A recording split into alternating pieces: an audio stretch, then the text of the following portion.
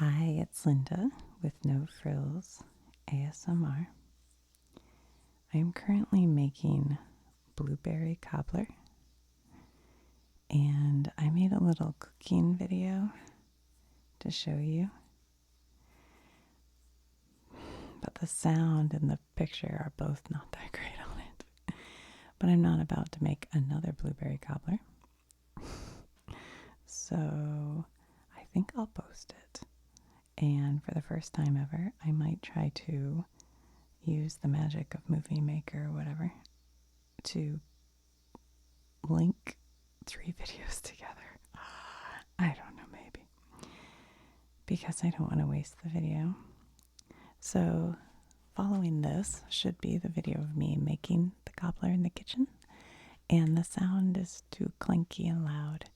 And the picture hardly shows it. And then at the end, I'll come back up here to show you the cooked cobbler. And maybe take a little taste of it. So, just so you know, that is what is happening, and we will see how it all turns out. I imagine because I'm using 2 different microphones, the sound is going to be horrific. But hopefully not. I don't know. We'll see. I'll see what I can do in that. My son says, just put it in Movie Maker, Mom. I said, okay. Does that look like a blueberry? I don't know. All right, guys. By the way, it is Grandma's blueberry cobbler. Alright, I'll talk to you soon. Well, you'll see me right after. Hopefully, these will clip together and you'll be like, oh my gosh, she did it. Hi, it's me, Linda, with No Frills ASMR Cooking. Today, we are going to make blueberry cobbler.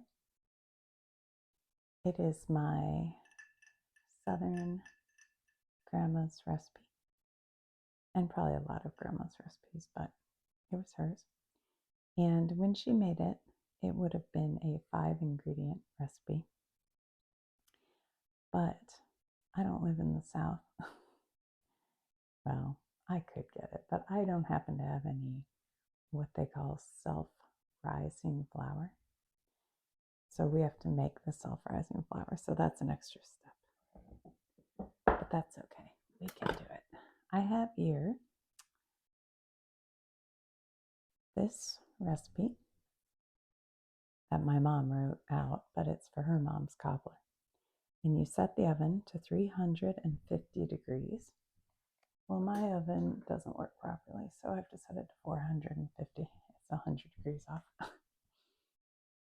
And it's going to cook for 30 to 40 minutes, which is a pretty long time.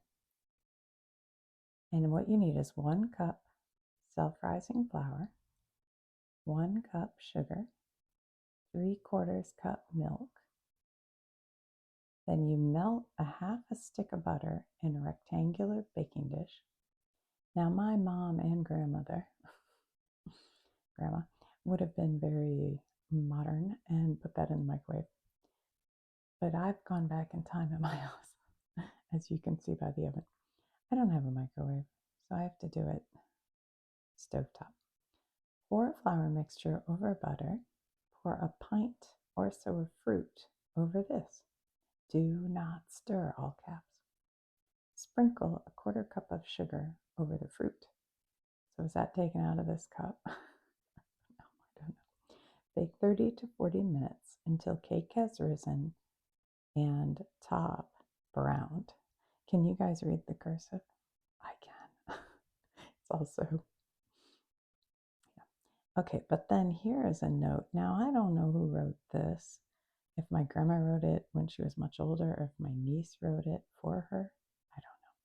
But it says, I use less margarine, a half to 2/3 of a stick, and about 2/3 to 3/4 of a cup of flour. Make self-rising flour by mixing 1 cup of flour, 1 teaspoon baking powder, and a half teaspoon of salt. I also cut down The amount of sugar sprinkled on top to 1/4 to 1/2 of a cup. Peaches, blackberries, or slightly cooked apples may be used. Okay, so let's start with making this self-rising flour. She says 1 cup flour, 1 teaspoon baking powder, and 1/2 teaspoon of salt. Okay. So here's a cup, measuring cup. Here's my flour. Hold on, I have a scooper in there I don't really need right now. All right. I don't usually make recipes all that often. I'm more of a cook than a baker. But for things like this, you have to follow the rules. Okay, 1 cup flour, 1 teaspoon of baking powder. And that's a TSP BP, but I knew what they meant. So here's a teaspoon. And you use this part where it's flat to level it. So you go like that and get a nice level teaspoon. Throw that in. And 1/2 teaspoon of salt. Now, I have run out of salt. So all I have is, I caught it, is this sea salt. But that'll work fine. I just realized I have my earbuds and I don't know why. Okay. How much salt? 1/2 teaspoon. Hold on. There's 1/2 teaspoon. Oh no, you have to pour it? Okay. Okay. I got a lot in there. There's 1/2 teaspoon, but I kind of dumped a little in there too. That's okay. All right. So we'll take that and just kind of stir it together a little bit.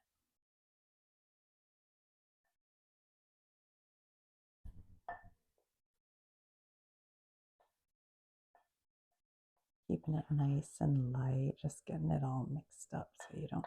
So now what we have here is basically self-rising flour. Okay. So now we can go back to her first step. Melt 1/2 a stick of butter. Now I had a thought of putting this right on my burner or into the oven to melt. Maybe I'll put it in the oven to melt that butter. So 1/2 stick on my Kerrygold, I think, is 4 tablespoons. I looked it up. 1, 2, 3, 4. So I'll cut it right here. Now, there was that write-up saying you could use less butter, but I don't know.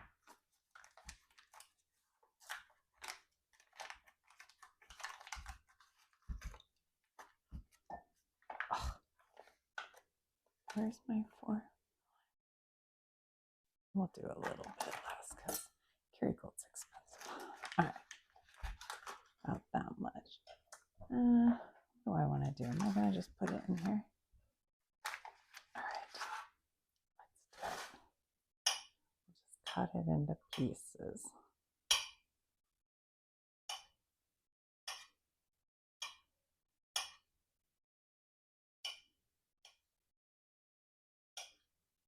Normally I use cheaper butter when I bake and keep this for eating, but that's all I have. Okay, we'll just pop this into the oven. To let it melt.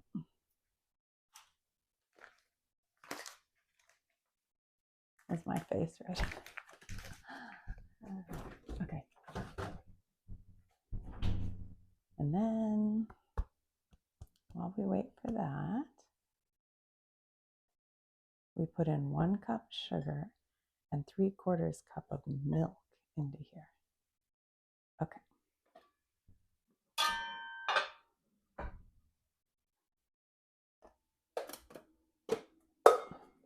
So here's my sugar. Got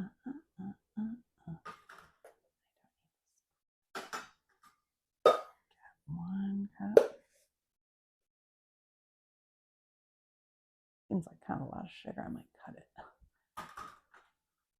Still wondering if I should. I think I'll hold some of this sugar for the top, since she kind of said that. Okay, and then 3/4 cup of milk.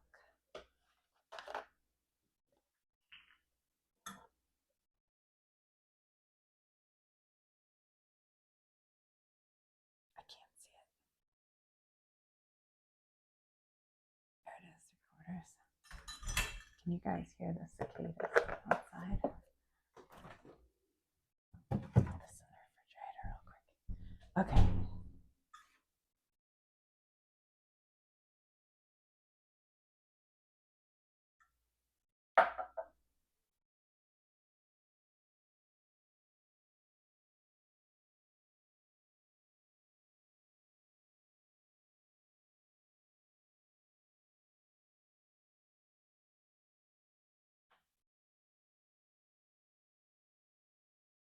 I don't think I like this camera placement at all. Can't figure out how to make it so you can see. All right, so mix it all up.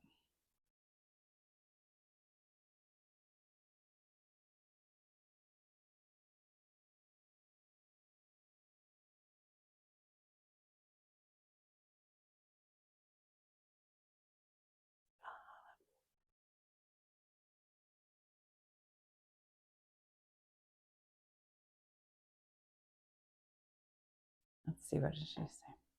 Melt the stick of butter in a rectangular baking dish.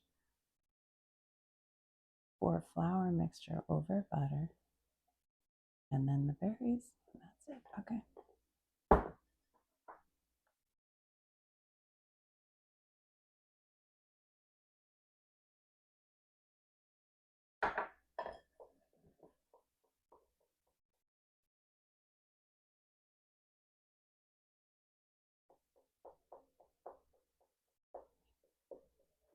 I think one time I had a down view. That was better. Yeah, that was better. But I'm only doing this once, kids. I got a little flour in here. Let's see if our butter's melting. Oh, yeah, I think so. Okay. I use these elf gloves instead of like other types of baking gloves.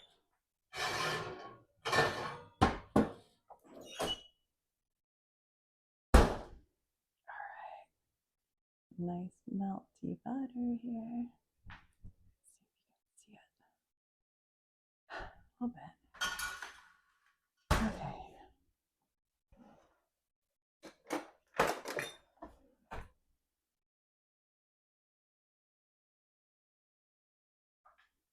Then we pour this on top of the melty butter.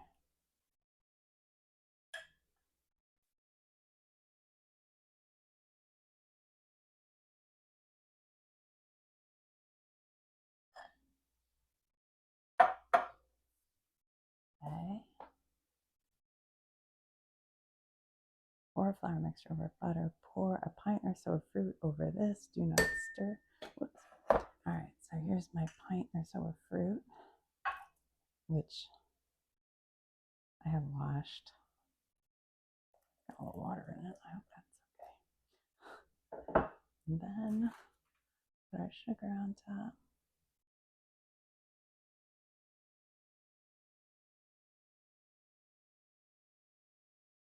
And that kind of browns up a little bit. It's yummy.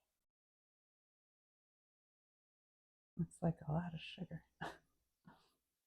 She kind of said that, didn't she? She warned us. Okay. And then we put the whole thing into the oven for 30 to 40 minutes. So maybe I'll check back if I can figure out how to click two things together. But I will talk to you soon. Hi guys, we're back in the safety of my office. And I have just pulled the cobbler out of the oven. It's still like, let's see if I can get the microphone closer.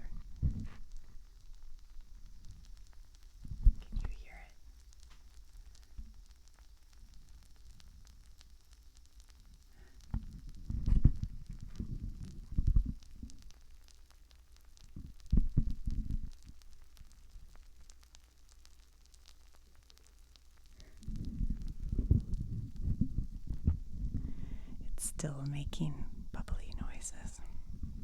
Oh my gosh, the microphone almost fell in the cobbler. That would have been an emergency. So I'll see if I can figure out how to edit all these videos together. It's a good learning experience. I should do it. But I debated leaving this in another couple of minutes to get this even more toasty, but the outside edges were looking pretty well done. So I wish I had some vanilla ice cream, but I don't. But that's okay. So we'll see how this is. How did it turn out? I don't know how much I want right now. I actually ate dinner pretty recently. Oops. Come on out, you. So, as you can see, the blueberry kind of just turns into almost like a, jam in there. Is that the word I'm looking for? I don't know. But, and then the crust goes from the bottom up towards the top, and it makes almost like, see how it's like a bready, like a cake, like a cobbler. It might be too hot to bite into.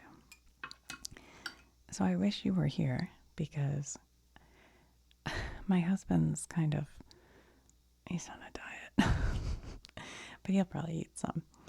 But I don't need to eat all of it. But if I had ice cream, I could just put one big scoop and just eat it. But look how big it is. It's huge. But probably for breakfast with my coffee, I'll have some. But yeah, I wish all of you could be here to try it. I just posted a video, and the comments that I am getting on the video are like the nicest comments ever. They're all so nice. I was feeling, I don't know, a little down earlier today because, whatever, it doesn't matter why. But, and it just really brought me back up, it just made me feel a lot better. All right, I think it's probably cooled off enough I can try it. So if you hate the sound of eating, I won't make too many, but you might click off now because you never know.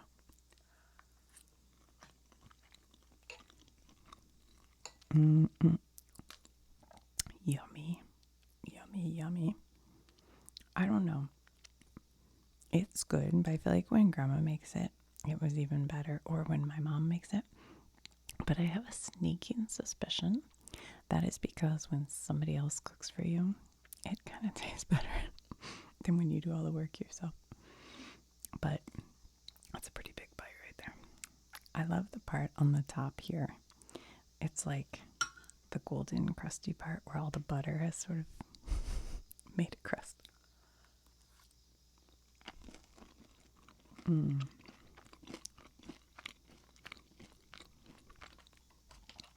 Guys, it's delicious. It's delicious. Like, I'm trying to show you how it's almost like, cake. But not very sweet, like not really sweet. Because my big pet peeve with desserts is when they're too sweet. And it's like you can't taste anything. You know what I mean? This is like sweet like the fruit. A little bit of sugar. That butteriness to it. Yummo.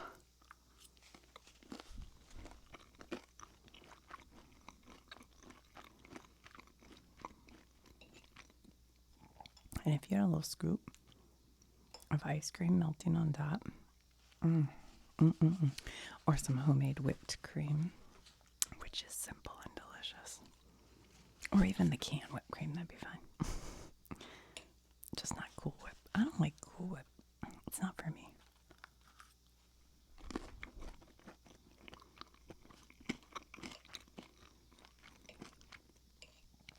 Oh, baby. My dad has blueberry bushes at his farm. So whenever we go down there, he usually has tons of blueberries. and we can make this a couple of times while we're down there. And it used to be where they lived, where my grandma lived in Tennessee. She lived in Virginia a long time, but she lived in Tennessee towards the end. And there were wild blackberries all over, and we'd go out and pick them with the kids and then have to pick ticks off the kids. But they were often really, I don't know, sour to bitter, you know what I mean? But if you cooked them in here with enough sugar, they were delicious. You just add a little extra sugar if you have not sweet berries.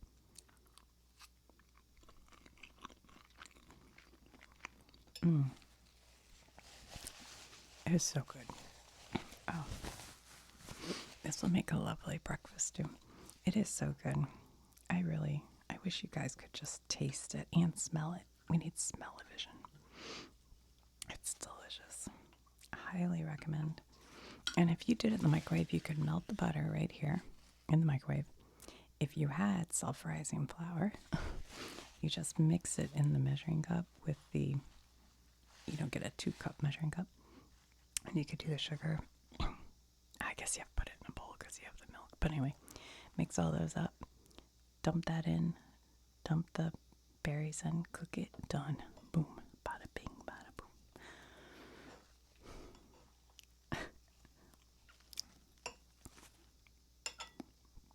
What's that comedian who used to say bada bing, bada boom?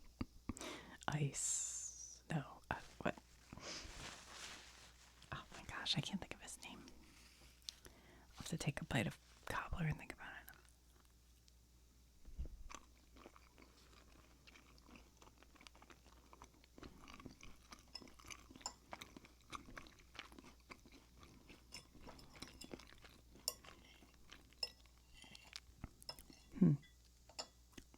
I don't know why I'm blanking that guy's name. I can picture him.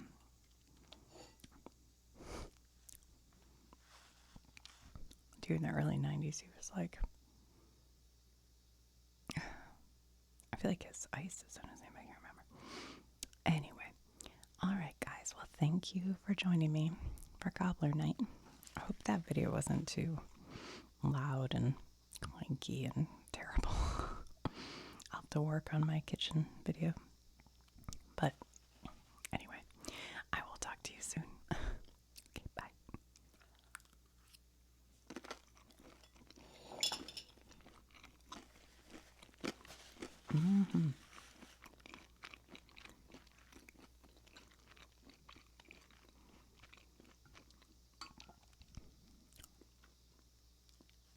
So good.